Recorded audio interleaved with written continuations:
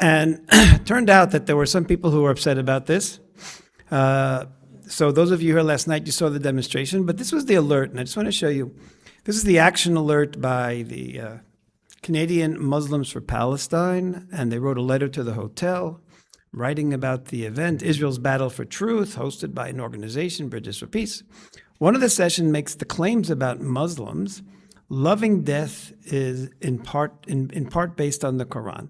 There's very concerning statements like this, promote hatred, generalizations, etc., etc., etc. Now, what I'm going to show you is I chose this title, We Love Death, You Love Life. You're going to see it comes up over and over and over again. And just as sort of jump ahead, just to give you a sense of how central this is, I'm going to show you a quote from a Palestinian school book. Now, this is the actual book over here, in case any of you can quickly take a course in Arabic. And you've got these two. What it says here on top is, "O heroes, Allah promised you victory. Your enemies seek life while you seek death." Now, this is the whole quote, just to give you a sense of how they promote this. We'll talk about this more tomorrow when we focus completely on children. But just listen to this message, and it's not me who's saying anything about Islam. It's the Palestinian Authority who's saying it. And listen to what they say. This is what they teach children. By the way, this is 8th grade children, young children. "O heroes, Allah has promised you victory. Don't talk yourselves into flight. Don't run away. Your enemies seek life while you seek death. They seek spoils to fill their empty stomachs while you seek a paradise as wide as the heavens and the earth." Meaning, if you achieve death, you'll get paradise as wide as the heavens and the earth. "Death is not bitter in the mouth of the believers. These drops of blood that gush from your bodies will be transformed tomorrow into blazing red meteors that will fall down upon the heads of your enemies." This is 8th grade education in the Palestinian Authority. And like I said, tomorrow we'll talk all about children, the world of the Palestinian child, in the Palestinian child. And this book was in use close to 20 years in the Palestinian Authority. Now, what is Shahada, Islamic martyrdom? Why is it a value to Muslims? And why does the Palestinian Authority promote this as a prominent value? And that's what I'm going to show you. Why do they keep promoting this value for children, and especially for adults, of death over life? And I want to show this to you. Now, the first thing I want to do is define martyrdom. And the definition I'm going to give to you, and again, the word is shahada. Shahada comes from the Hebrew word, some of you might, or Arabic word, which is similar to the Hebrew, meaning edut, which means testimony. Shahada means that Allah is testifying that you died for him. Anyone who is called a shaheed, meaning a martyr, or shahada, death for Allah, means that they did an absolutely positive act. Now, I just want you to listen to this definition, and you'll see everything else in this context, how striking it is. This is the former minister of religion. You introduced him this morning, and yesterday he's today Abbas's advisor on Islam and head of the Sharia courts. And this is what he wrote. "After prophecy and righteousness, there's no status that Allah has exalted more than shahada, martyrdom." And now here's a quote from the Quran. Remember, they accused me of saying it's the Quran. He's quoting from the Quran. "And think not of those who have been killed in Allah's way as dead. Nay, they are alive and provided sustenance from their Lord." So if you die for Allah, you're actually not really dead. And then he continues, "Allah forbade us to consider them, the shaheeds, the martyrs, as dead, or to speak of them as being dead. They went smiling to their deaths. The shaheed has merit with Allah, and merit that no one else has. One of them aspired to return to this world in order to be killed again, in order to die as a shaheed again. His name was Jabir ibn Abdullah. He's a famous person in Islamic tradition because of this, because he requested for Allah after he was a martyr, after he was a shaheed, to come back so that he could go through the wonderful experience of dying again as a martyr. After all he saw in paradise, he wanted to return and be killed again in order to taste the pain of death a second time. The shaheed, his sins are forgiven from the first gush of blood from his wound. The shaheed advocates on behalf of 70 members of his family. This is important. You'll see later on when family members talk about martyrdom. Not only the martyr benefits, but 70 members of his family benefit from his being a martyr. And he saves them all from hell, meaning even if they sinned, they would be saved from hell. So that's a very powerful encouragement to encourage someone in your family to be a martyr, because then it saves everyone from hell. The shaheed lives together with the prophets and the righteous. When they threatened Yasser Arafat with killing him, he said, "You threaten me with death. I yearn to die. I come only to it. I seek only it. We, meaning Palestinian Muslims, will never reach the level of the prophets. We won't. So let us reach the level of shaheeds. I say to you, brothers, as the prophet said, he who honestly seeks shahada, Allah will give him the status of shahada even if he dies in his bed." Now this is also an important line. He who honestly seeks shahada. They're telling Palestinians that you have to aspire. It's not just to go out to battle and if you die. If you go out to battle and want to die, to aspire to shahada, you're going to get the rewards even if you don't achieve it. So this is, in a nutshell, this is one of the most complete descriptions of what it means to be an Islamic martyr. Someone says, asked me yesterday, is it like Christian martyrdom? Not at all. As you see, it's a completely different concept. It's something that is seen as the highest level, and you should aspire to this. Go to battle not to win, but go to battle in order actually to lose and to be this shaheed for Allah. Now, first of all, I'm going to be showing you how the PA promotes it, but the question is, why would the PA promote dying? Why would it encourage their adults? And tomorrow you'll see when I focus on children. Why would they be encouraging their own people to die and presenting it as this super experience and this wonderful experience? The answer is very simple. We saw yesterday and we saw today how the Palestinian Authority is promoting violence, promoting terror, justifying terror. Well, what's the greatest deterrence against fighting terror, especially against a very strong Israeli army? The greatest deterrence is the fear of death.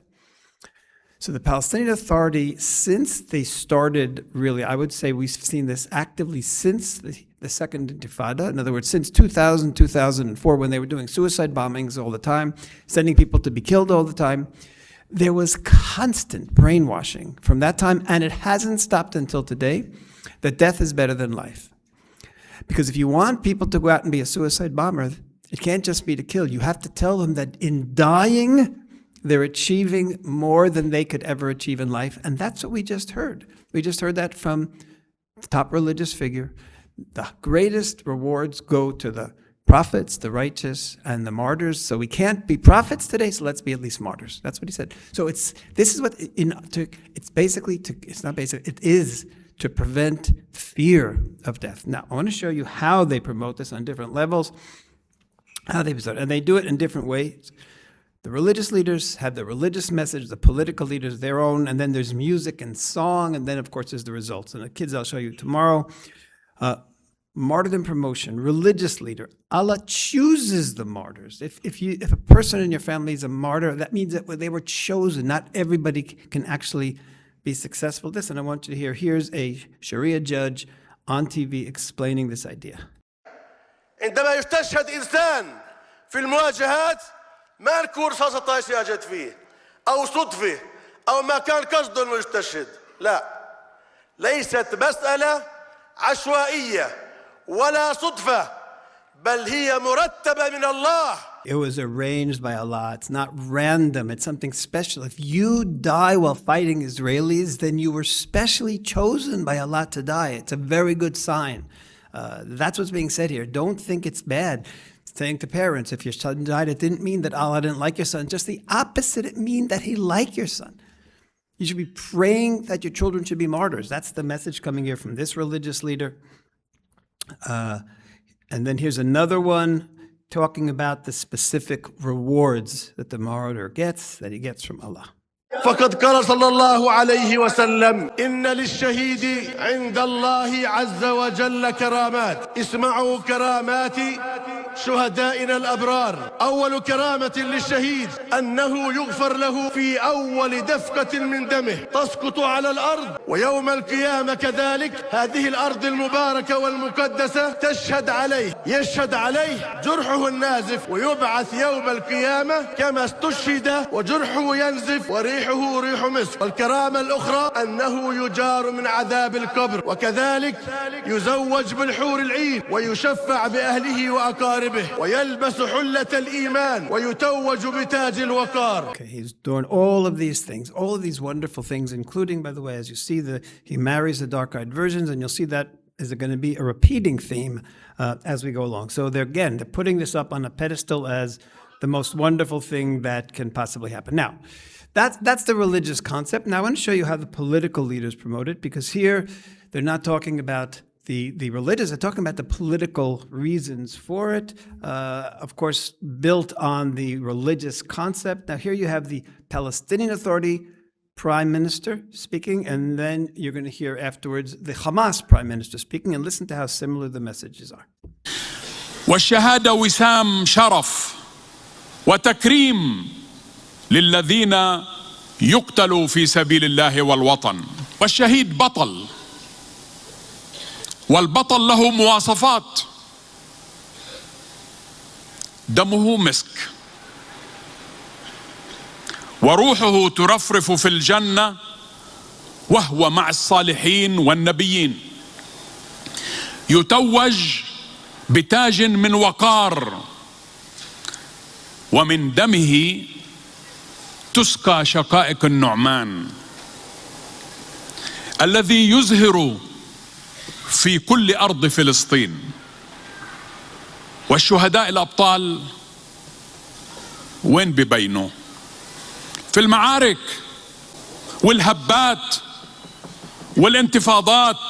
They're in the battlefield, the uprisings, you're out there fighting, and then you become this great, great hero. It's a medal of honor. Martyrdom is a medal of honor, not success. Martyrdom is a medal of honor. Now listen to this one, goes another level here. This is Ismail Haniyeh. He was the former Prime Minister of Hamas, head of their Politburo, and also eventually a shaheed that he wanted. Here, listen. بل إن الدم في غزة إلى جانب المقاومة والقسام سينتصر على هذا المحتل، سينتصر على هذا العدو. كما قلت وفي كل مرة أكرر: إن دماء الأطفال والنساء والشيوخ لا أقول تستصرخكم، بل نحن الذين نحتاج هذه الدماء لكي توقظ فينا روح الثورة. Incredible and shocking line. You can't imagine that a political leader, a prime minister of a country would say something like this. The blood of the children, the women, and the elderly. We need this blood so ignite within us a spirit of revolution. In other words, the more children and women and civilians that get killed, the more we're going to be angry and we're going to fight. This is what he's saying. This is the leader of Hamas saying, so don't hesitate to be a martyr. We need you. We need your blood. This is literally what the head of Hamas is telling those people. Now, the next one is also, each one is another different level of outrage. This is Abbas Zaki. He's a senior Palestinian Authority figure. And he made a speech to graduates in university, and this is how he promoted and literally cursed people who don't go out to seek martyrdom. القدس هي العنوان، وكان بيعرف أبو عمار شو قيمة القدس اللي ردد على القدس رايحين شهداء بالملايين. القدس شهداء. الله أكبر، الله أكبر. اللعنة على من لا يوحد من القدس. ماذا قال؟ قال نهبوا، فتحت أبواب الجنة، والبطل بالموت توهب له الحياة.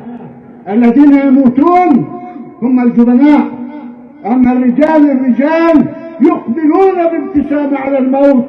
ما تخافوا، هذا الموت بيد الله. اهجم على الموت.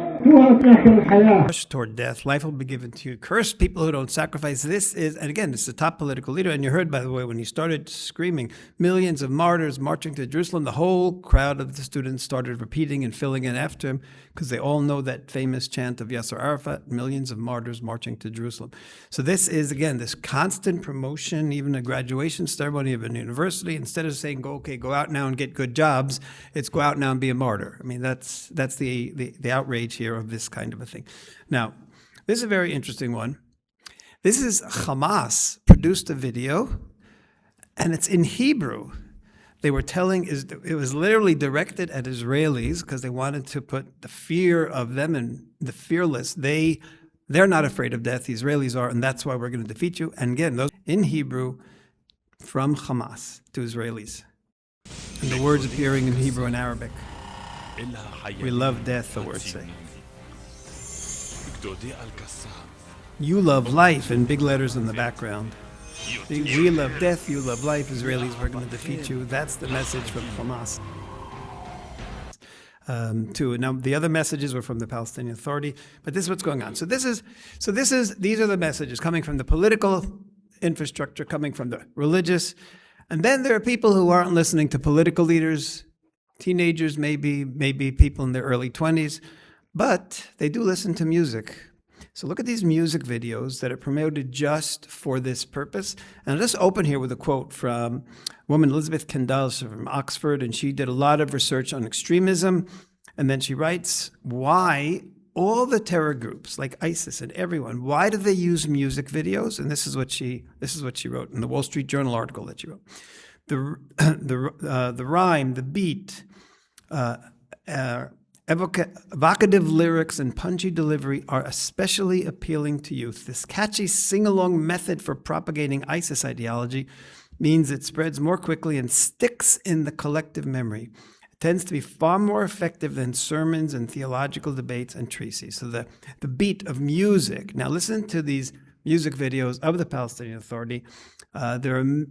We've heard hundreds, probably thousands over the years. And these are a couple I collected for you that just specifically focus on the value of martyrdom and seeking martyrdom. This video ran on official Palestinian Authority TV for 4 years. That's how important it was. Every few days they would run this again and again and again. Okay.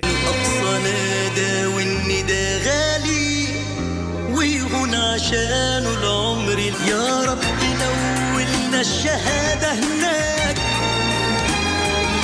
يا رب اوعدنا بنترجاك مليون عريس وعروسة وفرحة. So the grooms and the brides, of course, are the promise of the 72 virgins. كتبوا الكتاب بالدم عالطرحة مليون عريس وعروسة وفرحة كتبوا الكتاب بالدم عالطرحة رايحين بشوق على جنة الخالدين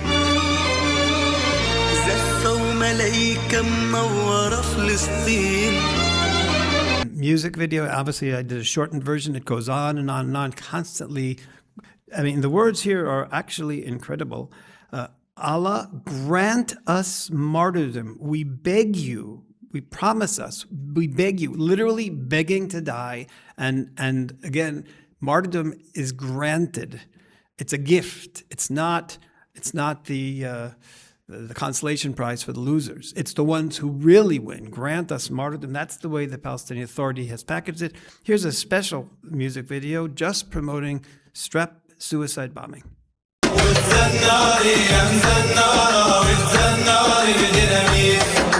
فجري أول واحد بحيفا والثاني بعد لي خلي الغاصب ما يشوف نوم خلي المرض دايم نوم يا عدوي هذا هو اليوم المثل وعمرك ما رأيت الناري بالميل دوم برصاصي الفلاش الدوم خبز الناري يا بنت بلادي بشيريها بالأعادي يا محلى طعم الشهادي مثل الشهادي ملكات يا وفاء يا آيات.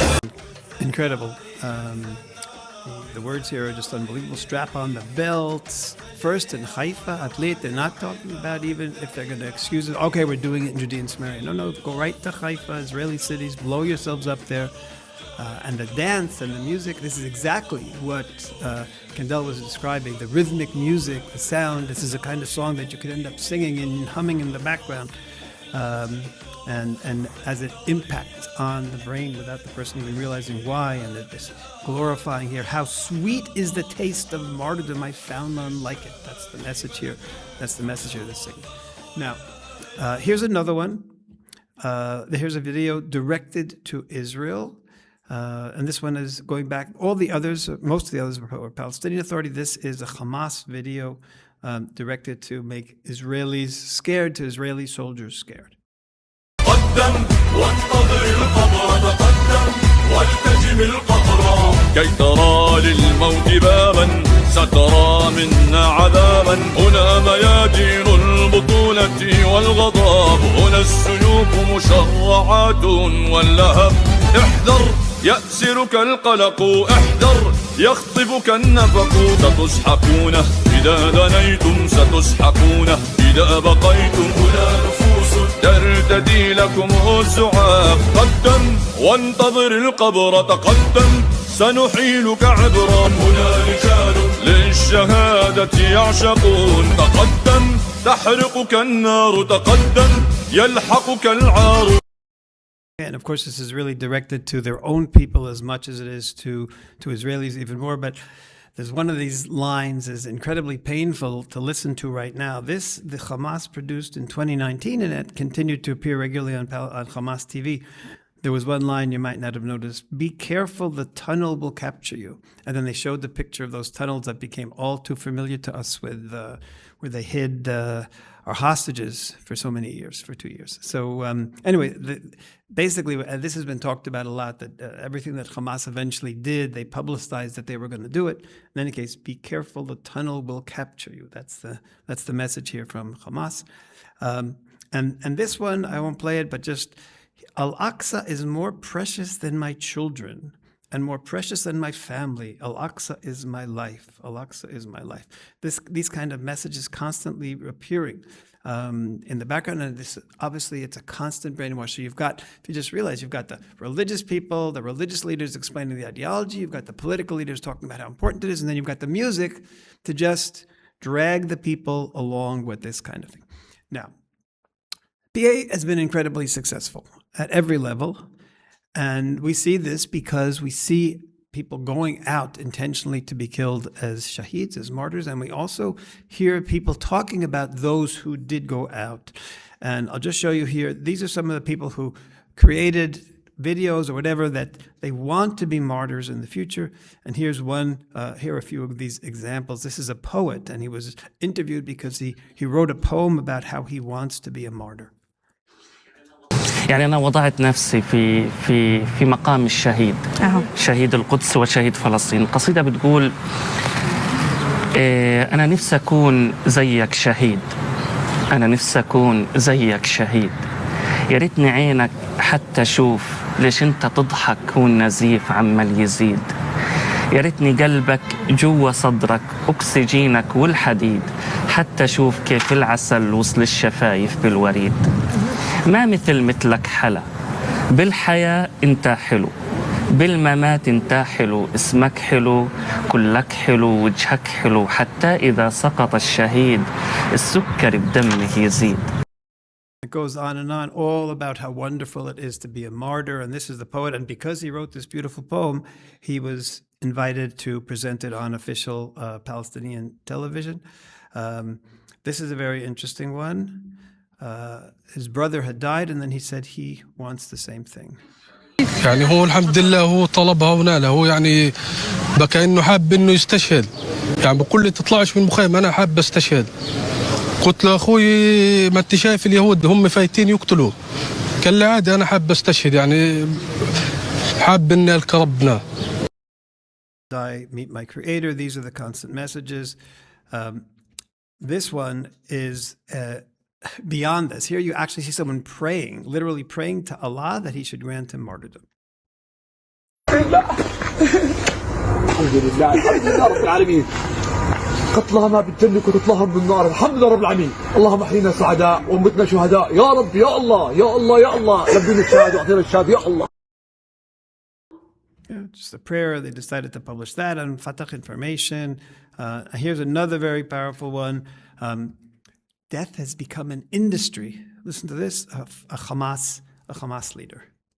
أصبح الموت عند الشعب الفلسطيني صناعة تجيده النساء تجيده كل من في هذه الأرض يجيده الشيوخ يجيده المجاهدون ويجيده الأطفال لذلك شكلوا دروعا بشرية من النساء والأطفال والشيوخ والمجاهدين ليتحدوا بذلك آلة القصف الصهيونية وكأنهم يقولون للعدو الصهيوني إننا نحرص على الموت كما تحرصون على الحياة. Okay, he's explaining how, and he's proud. He's proud how Hamas used men, women, and children in fighting to defend themselves when fighting Israel, and he called it an industry. Death has become an industry. This is that everybody's participating. This is Hamas. No shame that they're using, and we heard the same words from Ismail Haniyeh before. No shame that they're talking about this. Now, aside from the people who talk about it like this, the whole society embraces and honors those who've achieved it, including parents. And I just want to show you some of this. Here's just a talk show on Palestinian television, and they get on to the idea, the talk of martyrdom here. يعني الحمد لله احنا بنحكي هاي الشهاده يعني دائما شيء بالضبط وكمان الشهاده في فلسطين لها طابع ثاني احنا الوحيدين اللي بنفرح بخبر زف الشهيد.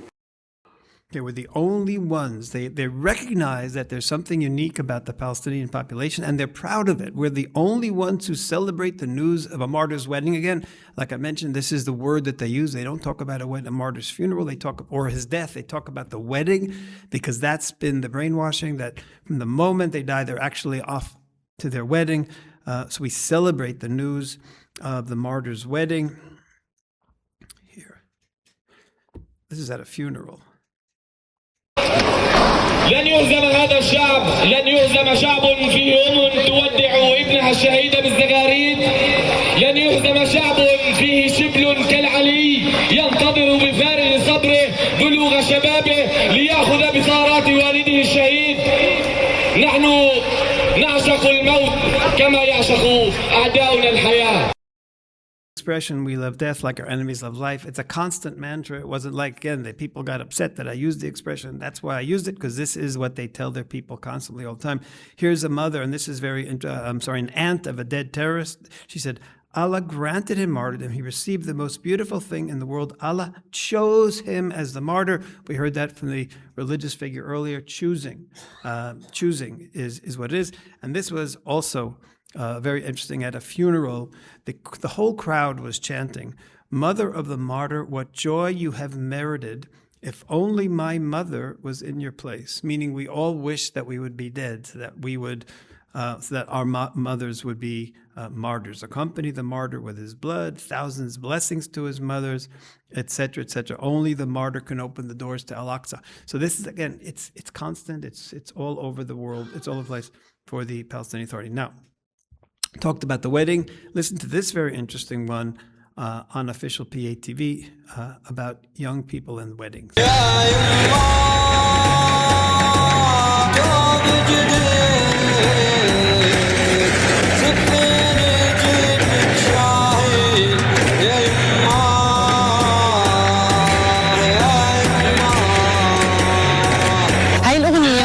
بالتحديد تم تداوله على مواقع التواصل الاجتماعي لأحد الشبان أثناء المواجهات مع جنود الاحتلال في الخليل، ويمكن في رسالة أنه حتى الشبان المتواجدين ما يرجعوا لأمهاتهم سالمين وإنما يزفوا شهداء.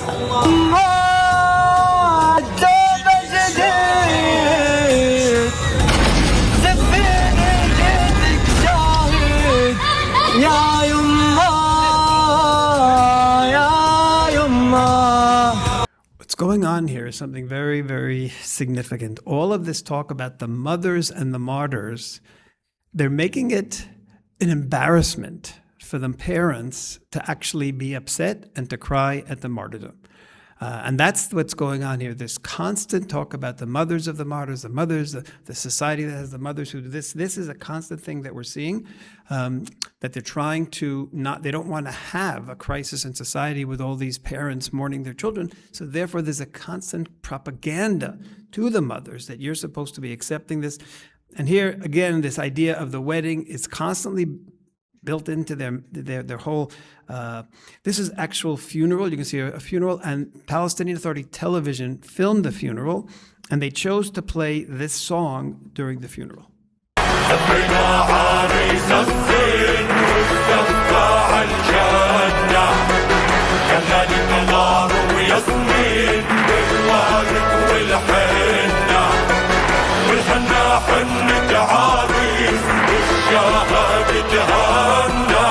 The groom who delights in martyrdom, handsome groom in the wedding, constantly presenting with this thing. And the irony is that when people in the West, they hear this story about they hear the Islamic tradition about the 72 virgins, and it can't really be true. It's not, it's a slur, and Muslims take it as a slur if someone says it about them. Just look at what the Palestinian Authority has done with this. They've taken those traditions in Islam and they've put them front and center on TV all the time, promoted, and they've made it a very, very active yearning in life is to get to those those 72 in heaven, because look, he's the handsome groom in a wedding procession. He's not dead. He delights in the martyrdom, a groom who delights. This is the Palestinian Authority, I would say, literally turning all their people into victims. When you convince people that their life isn't worth as much as their death, you're literally turning them, they're all being victimized here by the Palestinian Authority because they hear it so many times. They don't want to be the one who's different, and the mother doesn't want to be the one who's going to mourn her child. And this is the result. This is what you get as a result of it. There are more examples I won't play. There's nothing. What joy has merited the one who the martyr in this family. Oh, this one I wanted to show you for another reason here. الشهيد يشفع على 70 من أهله 70 الله يرزقنا وإياه أسمى أهداف اليوم من الشهادة. I merited today with him. Every family has to have at least, there's a joke amongst Jews, every family has to have at least one doctor and one lawyer and all the whole different things. Well, here it's every family has to have at least one martyr to take care of all the 70 close relatives. It's not a joke. That's a serious thing. Here he's saying, what joy have we merited one who has a martyr in the family because he serves as an advocate for 70 members. I merited together with him. He got his rewards and I'm one of the 70. So then it becomes this great celebration for the family. We have a martyr. That means we're going to be saved from the pains of death, and we're going to, and if we were going to go to hell, we're not going to go to hell because our sins are forgiven. All of this incredible stuff. Now, I'll give you a couple of specific examples of honoring specific martyrs. Now, this is a very sad story initially, of course. This is a woman police officer, Sergeant Noah Lazar, 18-year-old girl. She was killed in a shooting attack in East Jerusalem. And Israel, from October 8th on, was searching for the terrorist, and they finally tracked him down to a certain parking garage, and that's why there's a security camera, and they were looking for him. And then when he saw them, he went out, and this is the video of him attacking them and the soldiers shooting back, and you see the results.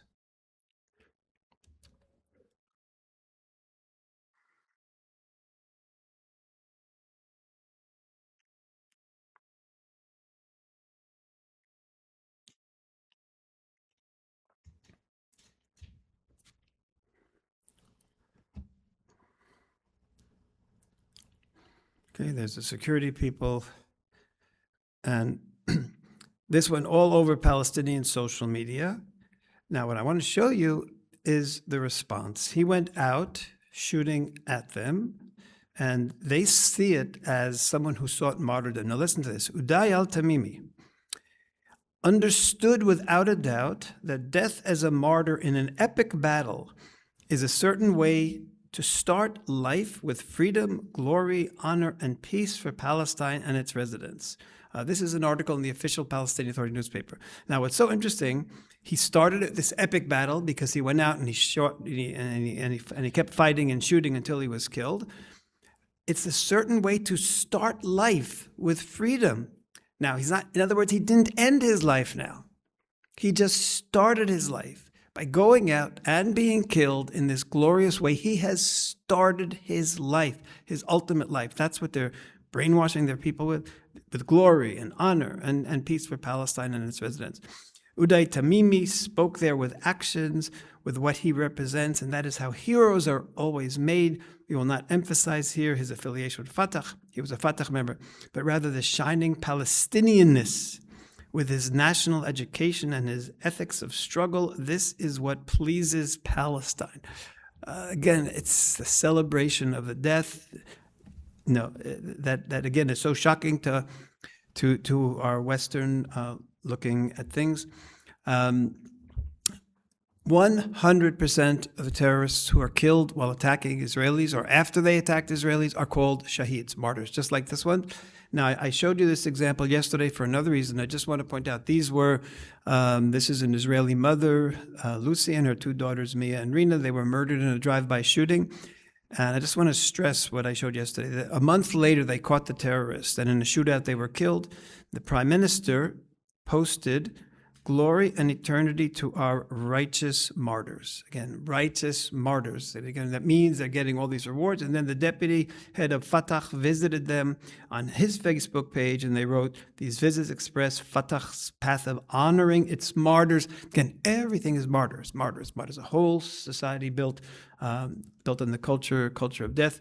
Now, Palestinian security services, their job, they get, as far as I know, they even get funding from Canada specifically. Canada is very selective where they fund. I know the United States funds, even though they don't fund many other things, because they figure the security services, we have to have them fight Hamas. Now, this is the funeral of a terrorist. He was a member of the Al-Aqsa Martyr Brigades and a member of the PA Security Services. And you can actually see, if you recognize it here, he has a headband of the Al-Aqsa Martyr Brigades. That's a designated terror organization that he is supposed to be fighting because he's a member of the security service. He's supposed to be fighting terrorists. But he was a member of both, so that when the Palestinian Authority gave him a funeral, they didn't even think of the contradiction by having him be buried with the Martyr Brigade's headband. And that's what they have over here. He has the headband of the Al-Aqsa Martyr Brigades. So this is the first thing. Now, the spokesperson for the Al-Aqsa Martyr Brigades wrote an op-ed. Now, again, serious person. He's the spokesperson of the organization. This is what he wrote. "The security force members today, as always, were in the battlefields. While many of them are falling as martyrs and wounded and are filling the Israeli prisons." So he's proud that the security service are turning into martyrs fighting Israel. Then he stresses the highest rate of martyrs and prisoners is from among the security forces. The highest rate of martyrs are from the people who are supposed to be fighting terrorists, and he's saying the highest rate of terrorists are actually from the security forces.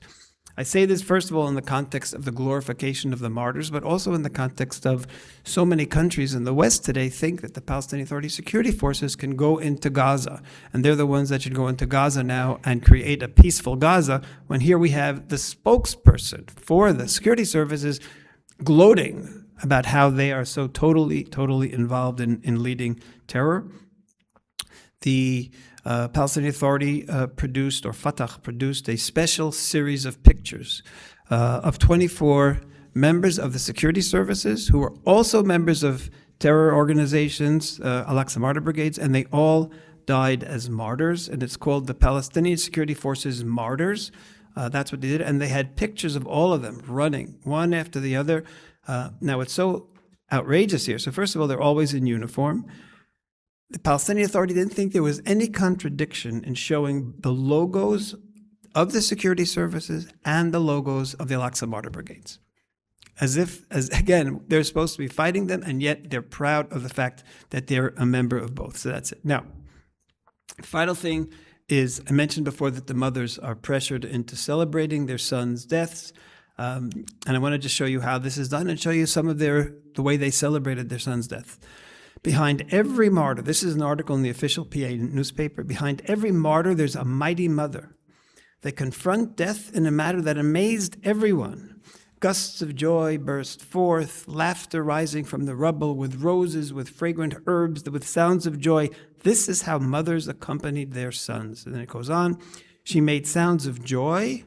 She raised his rifle and shot a bullet of joy and pride while saying, "Today is the wedding of my beloved. Give me blessings and well wishes." This is what the PA is encouraging his people. Like I say, it's so hard for them to actually mourn because then they're seen as turning their backs on the Palestinian people and what's expected of them, that they're expected to, this is what the official newspaper is expecting of them.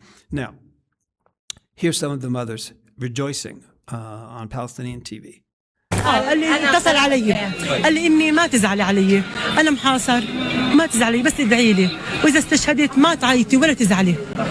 وانا الحمد لله رب العالمين محتسبت عند رب العالمين، محتسبت لله رب العالمين اطعمني اياه من غير حولي ولا قوتي، واخذ بحوله وقوته، وشهيد الحمد لله، شهيد الحمد لله. We've had hundreds of examples like this, but I want to show you one more in particular.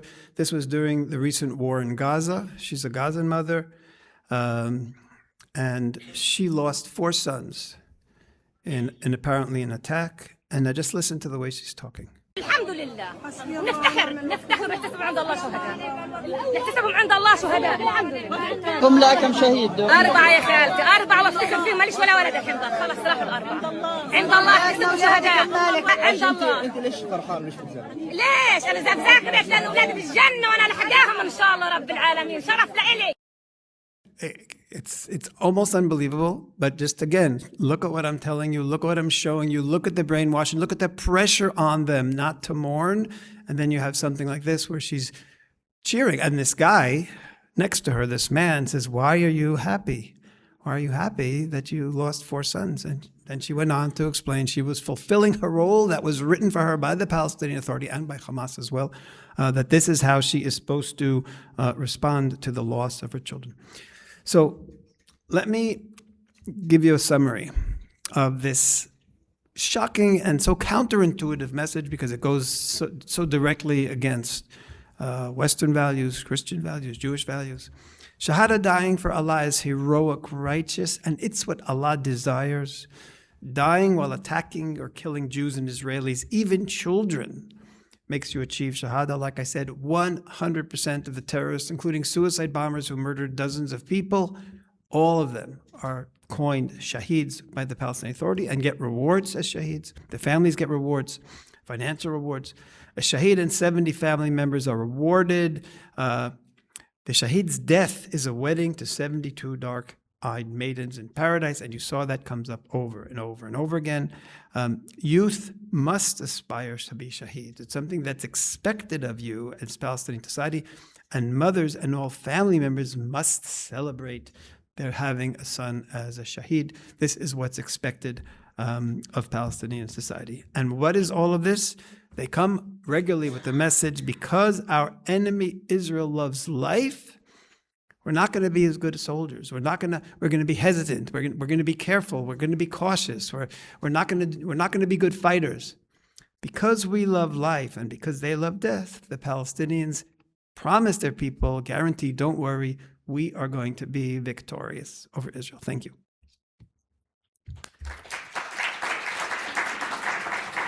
Anyone who has questions about either today's lecture or this morning's or yesterday's, I'll be happy to answer. Thank you. It was quite painful, actually, to hear all of this. And I'm just wondering if you have done any comparison with Jewish liturgy compared to some of the things you said. Like, I noticed you talked about how they used the word rush towards death. It made me think of the Hebrew prayer, Rodef Shalom, rush out towards peace. So I don't know if you've done other comparisons. Another thing I noticed was sacrifice for Jerusalem, which I feel like they've taken from, if I forget you, O Jerusalem, my right arm should forget itself. So, and then, I also thought of Golda Meir, who was speaking about we would hope that we would have peace if they love life more than, and they love their children. If they love their children more than they hate us, yes. So I'm just curious if there are other comparisons. I found that quite poignant and painful also. Yeah. Again, like I said, the entire Palestinian society are victims of this message. The victims, the first level of victims are the ones who go out literally for the purpose of killing. And in tomorrow's presentation where I talk about children, I'll read to you a number of farewell letters that 14-year-old boys wrote to their parents when they went out on their martyrdom. And there's a whole different level with the children, a whole different manipulation with the children. There's what they do also is they try to pretend that it's no different than Christianity and Judaism both have a concept of honoring people. In fact, every society has monuments to honor people who may have died in battle. What's different here is that, as you heard in the beginning, this is the most you can do And it's more than that. It's not dying in battle against soldiers. It's dying killing Israelis or Jews. It's dying killing Israelis or Jews. When I say 100% of the suicide bombers who went onto buses and just murdered people, the Palestinian Authority, defines them as martyrs and rewards them. I talked yesterday about the pay for slay, that Palestinians who end up in prison get a monthly salary. Well, the families of the suicide bombers, the families of the martyrs, of every martyr, gets a 1,400 shekel stipend for life. So we're talking about, let's say, $450 stipend for life. And in Palestinian Authority society, that's very high. That's very high. Why? And again, includes suicide bombers, includes anyone who dies fighting Israel. So there's no comparison at all to the martyrdom in our traditions. So if we were to have any hope at all, I would presume it would be on a political level where the money, the funding for it could be stopped, because I don't see from a religious standpoint how this could be turned around. I would like to see that there could be hope, but I'm not feeling it. Well, what you're saying is partially true. On the other hand, political leaders will never be able to give more weight to any message than the religious leaders. Because Palestinian society has been a Muslim society for generations, and Palestinianism has been sort of imposed on them in an artificial way to turn them into Palestinians. And therefore, their identity is much stronger as Muslims than they are as Palestinians. They're much more religious Muslims than they are nationalistic Palestinians. And that's why when Yasser Arafat decided in the year 2000, when he decided on this terror war, that's why he used these concepts of shaheed. To every suicide bomber was a shaheed. Every person who died was. He knew that he had to bring in the religious establishment to support it. And by having all these people defined as the martyrs, and then having all this promotion of martyrdom, which started, like I said, in a very, very intensive way in the year 2001, right after the terror war started. So he was, the whole concept was one of religion. I mean, they think of Shahada as a religious concept, not as a political. We have a political martyr. They have a religious martyr. It means you died for Allah. He is witness that you died for him. And as you see, you see how it's promoted. Now, therefore, in fact, someone asked me this yesterday after the presentation, what's the hope? And, or there is no hope. And the only hope is that there are Muslim religious leaders in different places around the world who interpret the attitude to Israel and Jews differently. I gave you all the quotes yesterday that the Palestinian Authority cites, but there are other quotes in the Quran, there are other quotes in the Hadith, and if they want to, they can choose to turn Islam around. Or say Palestinians can change their interpretation of Islam. And I'll just give you one very important example. There's a source in the Quran. There are a number of places in the Quran where it talks about, I think 5 places, where it talks about the land of Israel belongs to Bnei Yisrael, to the children of Israel. And in one of those places, it says it even as follows, that at the end of time, Allah is going to bring the children of Israel back to their land in one gathering. And there are Muslim religious leaders around the world who are staunch Zionists, and they say, we have to be Zionists because in the Quran it says Jews are going to come back to the land in one gathering. Allah promised this land for the Jews. This is their land, and they're very supportive of Israel. And I've met one of them in particular. We spoke at a conference together once in Paris. His name is Abdallah Palachi. He constantly is talking about how Islam really supports Zionism, and every Muslim has to support Israel. Now, what does the Palestinian Authority do with this? Such a clear expression, such a clear statement that Jews will come back. So what do they do? And I say they do it. First of all, we've heard people talk about it, but we actually heard a sermon once on television, and he said, we have to kill the Jews. As it says in the book, he talks about the holy book, the Quran, it says, I will bring them back to the land in one gathering so you can kill them.